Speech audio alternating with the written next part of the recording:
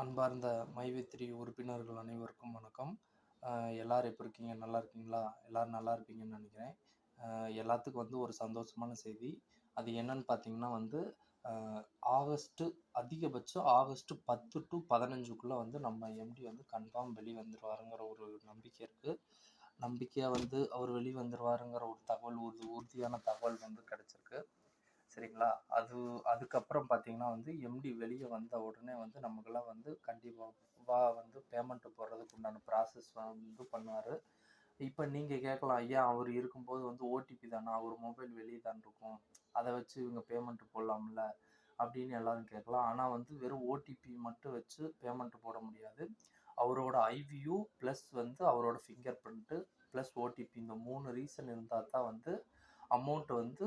Amount transaction ஆகும். ஏன்னா சின்ன அமௌண்ட் கிடையாது. அமௌண்ட் எல்லாமே பார்த்தீங்கன்னா பல்க் அமௌண்ட்.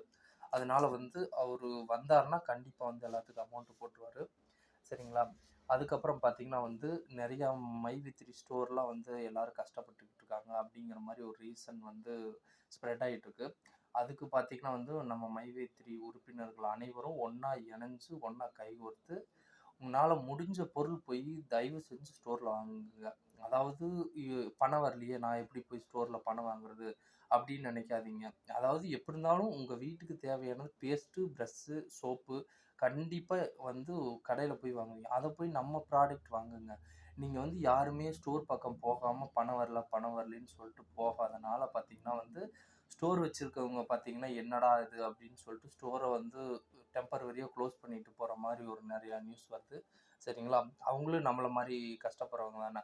நம்ம எப்படி இருந்தாலும் பணம் வந்தாலும் வராட்டி ஏதோ ஒரு பொருள் கடையில் வாங்கத்தான் போகிறோம். அது தேவையில்லாத கார்ப்பரேட் கம்பெனிஸ், அதிகார கார்ப்பரேட் கம்பெனிகளுக்கு கொண்டு கொடுக்கறதுக்கு நம்ம பொருளே வாங்கலாம். நம்ம பொருளை நம்ம எந்த அளவுக்கு வாங்குறோமோ அந்த அளவுக்கு பார்த்தீங்கன்னா கம்பெனி ஹையப் ஆகிட்டே தான் இருக்கும். சரிங்களா? அந்த ஒரு விஷயம் மட்டும் எல்லாரும் கொஞ்சம் தயவு செஞ்சு நம்ம ஸ்டோர்லேயே எல்லாரும் வாங்குங்க.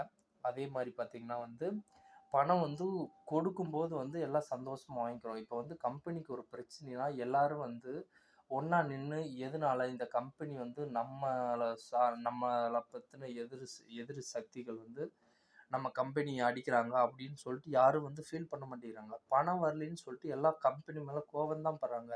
அவங்க உங்களுக்கு கொடுக்கக்கூடாதுன்னு இல்லை, கொடுக்கணுன்னு தான் இவ்வளோ தூரம் கஷ்டப்பட்டுக்கிட்டு இருக்காங்க. அந்த கஷ்டத்தோட நமக்கு ஒரு பங்கை கொடுக்கணும்னா இப்போதைக்கு கொஞ்சம் அமைதியாக இருங்க. நம்ம கம்பெனி எப்போவும் நல்லபடியாக நடக்கும். சரிங்களா? உங்களால் முடிஞ்ச பொருள், ஒரு சின்ன பொருள், ஒரு சின்ன சோப்பு வாங்கினாலும் நம்ம சோப்பு வாங்கி யூஸ் பண்ணுங்கள். அதனால ஸ்டோர் வச்சுருக்கவங்களுக்கு ஒரு ரூ. 5 லாபம் கிடைச்ச மாதிரி இருக்கும். அவங்களுக்கு ஒரு ஆசை வரும். நம்ம வெளியில் போயிட்டு வேற ஒரு பிராண்டில் போயிட்டு ரூ. 50 சோப்பு கொடுத்து வாங்குறதுக்கு நம்ம சோப்பு ரூ. 50 கொடுத்து வாங்குங்க. சரிங்களா? அதனால நம்ம சோப்பு ஸ்டாக்கு தீர்ந்துருச்சுன்னா அடுத்து சோப்பு ஆர்டர் பண்ணுவாங்க. அடுத்து பார்த்தீங்கன்னா கம்பெனியிலிருந்து மறுபடியும் சோப்பு டெலிவரி பண்ணுவாங்க. Within routine work. அந்த இது நடக்குந்தாவே ஆட்டோமேட்டிக்காக பிஸ்னஸ் க்ரோத் ஆயிரும். இப்போ ஒவ்வொரு மெம்பரும் நினச்சாங்கன்னா ஒவ்வொரு சோப்பு வாங்கினா நம்ம 60 லட்சம் பேர் இருக்கோம்.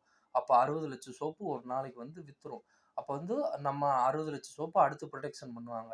அது திரும்ப திரும்ப நடக்கும்போது ஆட்டோமேட்டிக்காக கம்பெனி க்ரோத் ஆகும். இப்படித்தான் ஒரு பிஸ்னஸ் ஸ்ட்ராட்டஜி நடக்கும். சரிங்களா?